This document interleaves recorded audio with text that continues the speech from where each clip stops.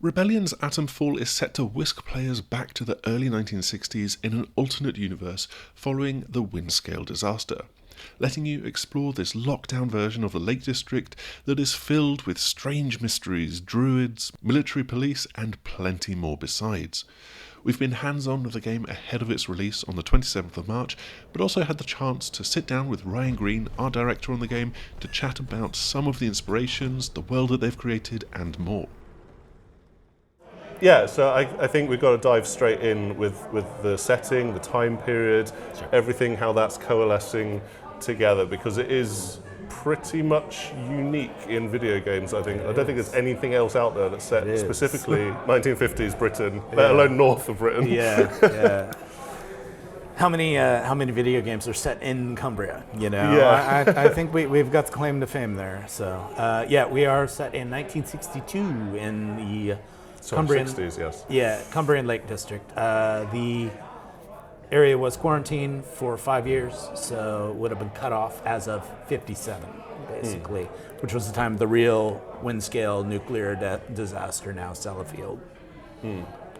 Yeah, and what is it that about that particular nuclear disaster? Because it's an interesting one that I feel like the pretty much most of the world has forgotten about. There's obviously Chernobyl, which everybody knows about, but yeah, Sellafield and even some other ones are much smaller and much less known. Yeah, it was kept fairly quiet. It wasn't publicized very much.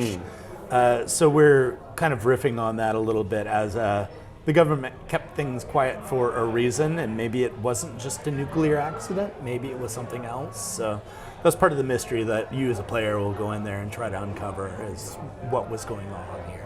Yeah, and I guess how does that manifest itself? Because the government comes in, military comes in, sort of a weird branch of the military, and locks this place down, which is something that happens in a few games out there. But it's an interesting way of like splintering yourself off from the rest of the world and everything that's going on. And the incident that happened will cause an interference field, so communication to the outside becomes non-existent, and those who are inside, whether they are part of the government or locals of some sort, are all cut off, and then things get more strange, and the desperation sets in amongst many of the people in there. So that's what the kind of world that you're thrown into. Yeah.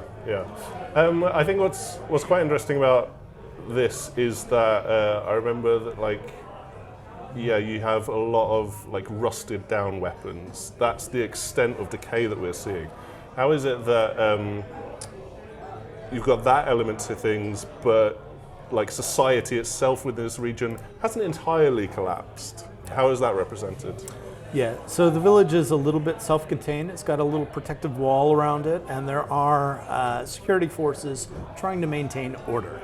And locals are doing their best to carry on as best they can and keep up the pretenses that everything's just nice and normal, which it's really not. So given outside of those walls, it's kind of multiple rings of walls. You can get out to more wild and more chaotic kind of groups that have. So what I'm hearing is that it's a bit like Attack on Titan. You've got the different walls, you've got the rings. Out in the wilds though, you do have, you've got the gangs, one of which I remember is very much, to me, they reminded me of Morris dancers a lot. Just without bells on their ankles, I think. How out there? What kind of inspirations do you go with for these different factions that are out in the world? Very much like old school English pagan stuff is a big inspiration. Oh, even for further us. down into deer skulls and things like that. Yeah, and so you might see a cultist group running around who might echo kind of even more ancient traditions within Britain. So just really tying back to a lot of old British things, which me as a foreigner, I find very exotic and charming at the same time. So we've riffed on that in a lot of different ways. So. And how do you balance this outside gameplay with within the village, where I'm assuming that's where a lot of the story is going to be emerging for you, and then outside I assume much more to do with the combat and like sneaking around and things like that. Yeah, there's threads of story throughout everywhere. It tends to be a little denser in the village just because there's more people there to interact with. Or at least more people that are willing to talk to you. Yeah, exactly. But that's part of the game is trying to figure out who's going to be telling you the truth, who's going to be influencing things for their own benefit. Who could you trust, who could you not? And that's up to you how you want to play and which groups you want to maybe ally, listen to, and use to your advantage. Okay, well that's really interesting. So like you've got a little bit of determination in there as well. Mm-hmm. Yeah, cool. Thank you very much. Great, thanks a lot. Cheers. Thanks a lot to Ryan for chatting with us. Make sure to check out our preview either here on YouTube or over on thesixthaxis.com, and keep your eyes peeled for the end of the month and our review of the game. Hopefully we'll see you then. Goodbye.